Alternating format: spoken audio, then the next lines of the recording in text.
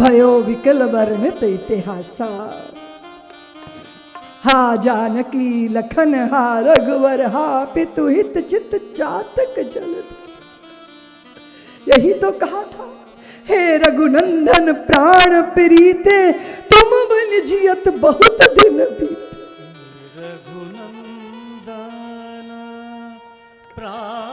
भरत जी को वापिस लाया गया, समाचार पहुंचाया गया। दशरथ की काया को तैल द्रोण में रखा गया, नाव की तरह एक बक्सा बनाया गया। अशुभ शकुन हो रहे हैं भरत जी को। श्रीहीन अयोध्या को उन्होंने देखा। कैकेयी को जितना कोस सकते थे भरत जी, क्या मेरा भाग्य है, क्या मेरा भाग्य है। हंस वंश दशरथ जनक राम लखन से भाई, जननी तू जननी भई विदिशन कछु ना बसाई। इतना इतना रोष शत्रुघ्न के चित्त में था कि सारा क्रोध उस कुबड़ी उस मंथरा पे उतार दिया। भरत कहते हैं कि हमें क्रोध है, रोष है, लेकिन इस रोष का शमन कैसे होगा? पश्चाताप से, प्रायश्चित से। कौशल्या ने गोद में समेट लिया था भरत जी को। भरत कहते हैं कि मां, अगर इस योजना में मैं सम्मिलित हूं तो मुझे हर तरह का पाप लगे, मुझे दैहिक पाप लगे, मुझे मानसिक पाप लगे, मुझे आध्यात्मिक पाप लगे। इतनी सौगंध खाई है भरत जी ने, देख के दिल व्याकुल हो जाता है, चिंतन करके चित्त व्याकुल हो जाता है। वशिष्ठ जी ने आके समझाया, सुनो भरत भावी प्रबल विलख कह्या मुनि नाथ, हानि लाभ जीवन मरण, जस अप जस विधि।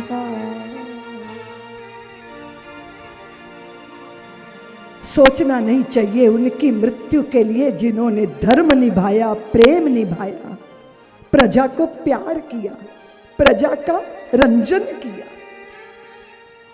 उस राजा के बारे में विचार नहीं करना चाहिए। उसकी मृत्यु शुभ होती है, उसका जीवन भी शुभ होता है। सोचना उसके लिए चाहिए जो बड़े पदों पे बैठ जाते हैं पर प्रजा का दुख दूर नहीं करते।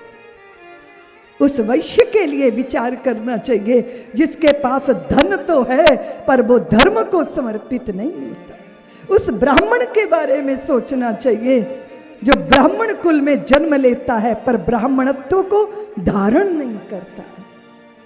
क्योंकि जन्म तो होता है ना, ब्राह्मण के घर में जन्म हो गया तो ब्राह्मणत्व तो नहीं मिल जाता ना।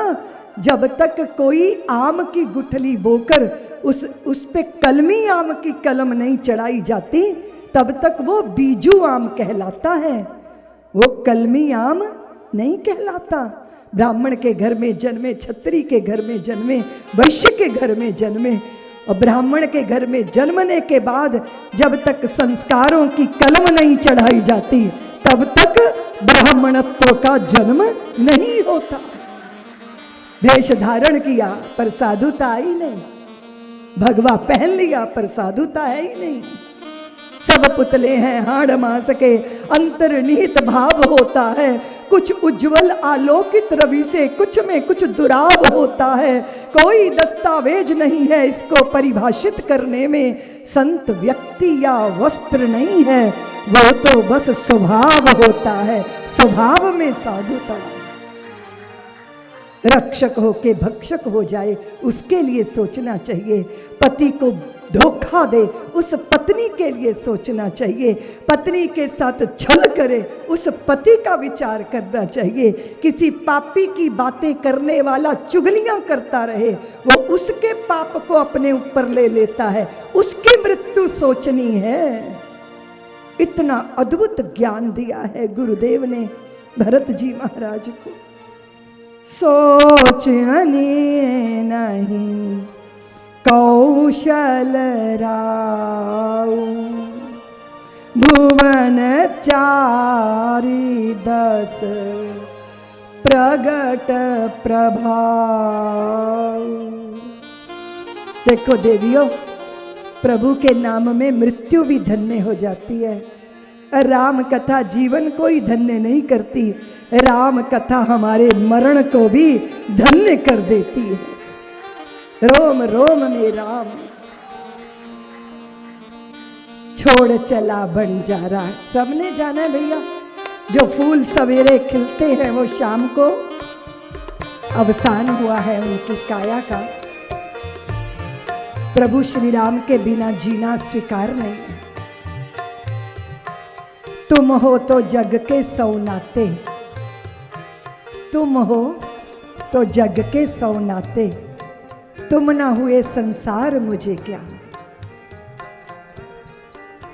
100 आंधी तूफान चढ़े हों, नैया डगमग बिना सहारे, विश्वासों के बल पर खेकर ले भी आऊं यदि किनारे। तुम्ही नहीं जब हो नाव में, पाऊं कूल किनार मुझे क्या। तुम हो तो जग के सौनाते, तुम ना हुए संसार मुझे क्या। तुम ही मेरे सूरज चंदा, शाम सुबह तुम ही ध्रुव तारा। तुम ना हुए तो कौन हरेगा मेरे जीवन का अंधियारा। तुम हो तो सब उजला उजला, तुम ना हुए उजियार मुझे क्या। तुमसे ही मधुमास खिला है, तुमसे ही खिल रही चांदनी, तुमसे ही सौंदर्य जी रहा, तुमसे मुखरित बज रही रागिनी।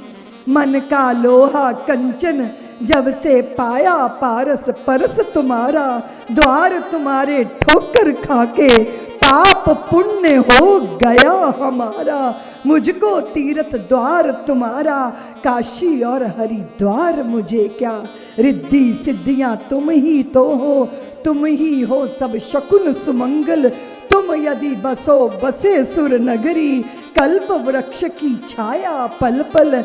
एक नहीं जब तुम ही साथ में, तो पाऊं स्वर्ग अधिकार मुझे क्या। तुम हो तो जग के सौनाते, तुम न हुए संसार मुझे क्या। ये दुनिया अगर मिल भी जाए तो क्या है, तुम्हारे बिना नहीं है स्वीकार जीवन। दशरथ जी की मृत्यु धन्य हुई है।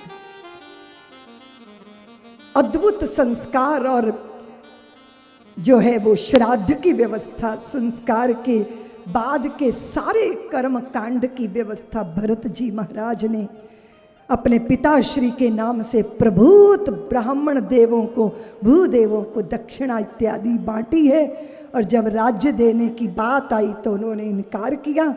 बहुत तरह से सबने समझाने का प्रयत्न किया और भरत जी श्री राम जी के लिए व्याकुल होकर उनके दर्शन के लिए तत्पर हुए तो पूरी अयोध्या साथ चलने को तैयार हो गई। कौशल्या, सुमित्रा वे तो जाएंगी, पर माता कैकेयी, भरत तो उनका मुख नहीं देखना चाहते। लेकिन सुमित्रा माता ने जाके द्वार खटखटाया, कैकेयी दरवाजा खोलो, कैकेयी दरवाजा खोलो। माता कैकेयी ने कहा कि भरत कहता है कि तेरी कोख कुटिलता से भरी है, वो मेरा मुख नहीं देखना चाहता। माता सुमित्रा ने कैकेयी माता को हाथ पकड़ के रथ पे आरूढ़ कर लिया। अधीरता भरत जी का श्री विग्रह अधीरता और व्याकुलता की प्रतिमूर्ति बन गया। प्रयागराज के संतों ने जब भरत जी का दर्शन किया ना, तो वो कहते हैं कि हम सारा जीवन तप करते रहे, सोचते थे तप का फल मिल जाए, और तप का फल मिल गया। हमें श्री राम जी के दर्शन हो गए, पर श्री राम जी के दर्शन का फल मिल गया, हमें भरत जैसे संत के दर्शन हो गए। आज हम धन्य हो गए। तुम तो भरत मोर मत एहु, पुकार रहे हैं, बस पुकार रहे हैं। सब्सक्राइब करें साध्वी ऋतंभरा जी के YouTube चैनल को और हमारी वीडियोस को सबसे पहले देखने के लिए बेल आइकन को दबाना ना भूलें।